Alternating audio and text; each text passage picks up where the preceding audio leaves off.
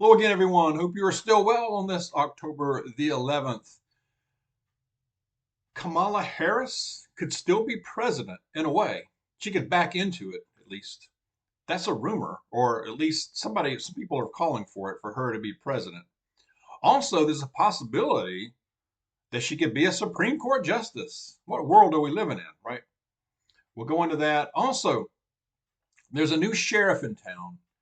We know about the new sheriff in Trump, man. He's the sheriff of the sheriffs in town, and but he's also named a new border czar already.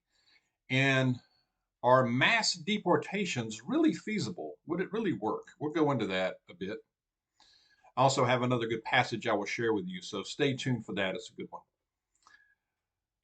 But Biden on vacation again, or at least it appears that way. This guy and his team, they're not good with the optics. There's some footage of him, he and Jill, walking along the beach yesterday, and he was struggling. There were a few times where it looked like he was just going to tip over and fall, but dude was struggling to keep his footing on the beach while Jill is beside him, not holding his hand. I mean, she could have grabbed his hand or something, you know, but she didn't, which was kind of weird too. But it's obvious he is ailing and he is struggling. Now, there are times when it looks like, I don't know what they pump this guy with, but when he comes on and says something, like when he's doing I don't know, like a little interview, not that he does interviews, but when he says things, sometimes he'll go on a little tear and kind of act a little like he's with it. But there are times when we see them as dogs, like, that's not him. I don't know who that is. That's not him. I tend to agree. But this guy was struggling yesterday, and there is a former Harris staffer that is calling on Biden to resign and install Harris as president. Well, I guess so. I mean, she was installed as the candidate that lost, but she could be installed if he resigns and be the first female president. I mean, if I'm in her shoes, I don't want it that way. I wasn't elected, so don't back me into it. I mean, that's just me now. That's just me. If I were in that spot now, that she might agree to do that but he's got to resign, and I don't know if I see him doing that. That should be interesting to watch. That would definitely be interesting.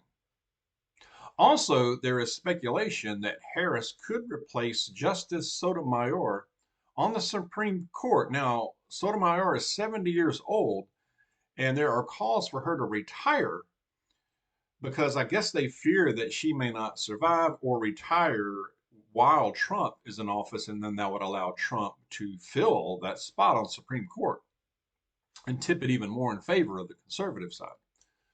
So they're trying to pressure the lady into retiring. Reportedly, she says she has no plans to retire. Hey, I mean, she's 70. If she's in good health, why? I mean, that's a lifetime appointment, on the Supreme Court. So unless she has something going on health-wise, I mean, she could very well survive through the Trump term, 4 years, and keep rolling.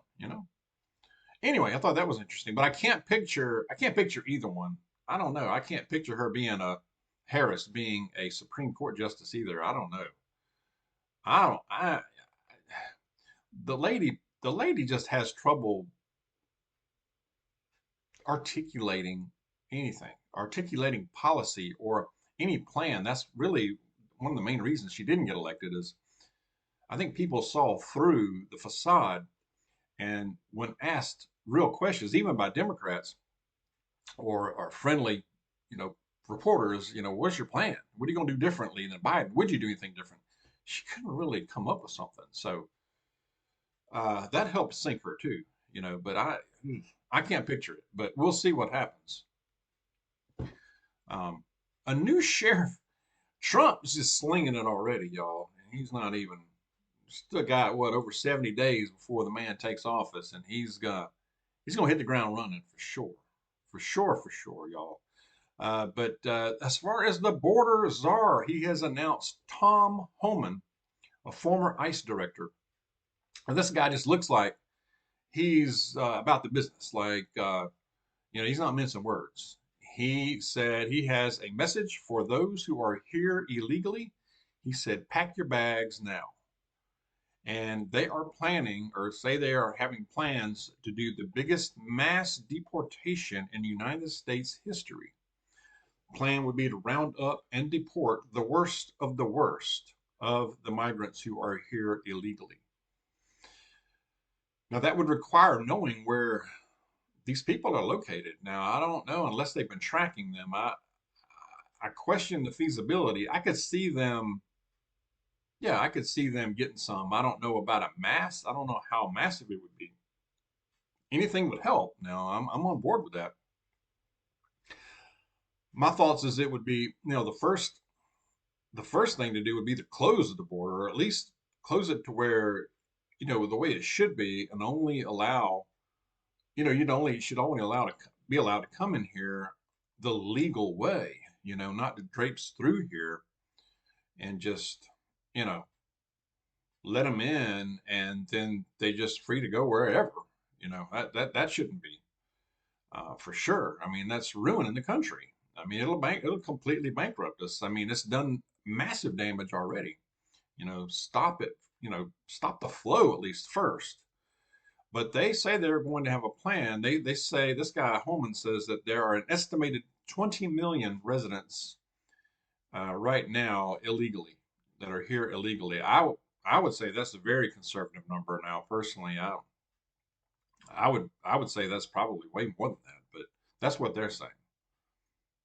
Again, not all of them are bad or here to do harm, but as we've seen, there's evidence that many of them flowing through here were single males, or it's not like they were towing families with them. Now, I'm sure there are a lot of cases where families are coming through too.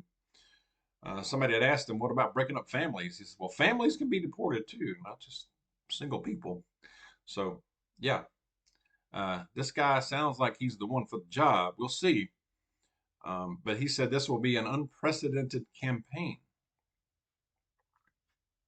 If you come into this country illegally, you're not off the table. That's what he said. And he said he said they will use the military to achieve this as well. Deport back to the country of origin. Uh, Again, is it feasible? I don't know. What do you guys think? You know, I I think there are three things. First of all, stop the flow. Okay, and these can be done all at the same time.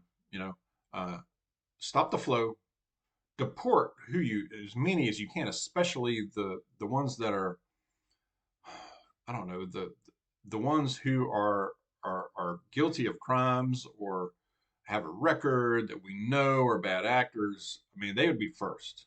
Get them out, and also get that wall back going. And it's got to be more than a wall. You have to have technology.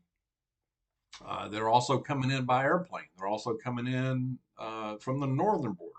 So that's something too. They're coming in from the air, land, and sea. So I think that has to be a very comprehensive plan. But I like what I'm hearing, of course. But and again, I've said this other times, but I'm all for immigration the legal way. I would even be for some reform in the process to make it easier for them to get through to become a United States citizen legally, but not just walking across the border willy-nilly. We don't know anything about you, you know. But there has to be some vetting here. There has to be some investigation. Who are we letting in? And there has to be that process they have to go through. You can streamline it, make it easier. I'm good with that. But what can they do? Can you work? Do you have a skill? Are you a doctor? Do you have a specific skill set? And prioritize them. You know, I mean, that's the way I would look at it. That makes sense. How can you benefit? Are you going to come in here and just live off the government? No, no. So that's just my thoughts. If I were president, if I were advising, no, that's not going to happen. But anyway, that's the way I would look at it. That's the way a lot of other countries look at it. What do you have to offer? We're not going to let you in. Are you going to teach? Are you going to? Is there a job you're doing here or business? You know, and there should be a legal way. You go through the steps. You know, the country was built on immigration, but it has to be a process. But yeah, also other moves that Trump is making.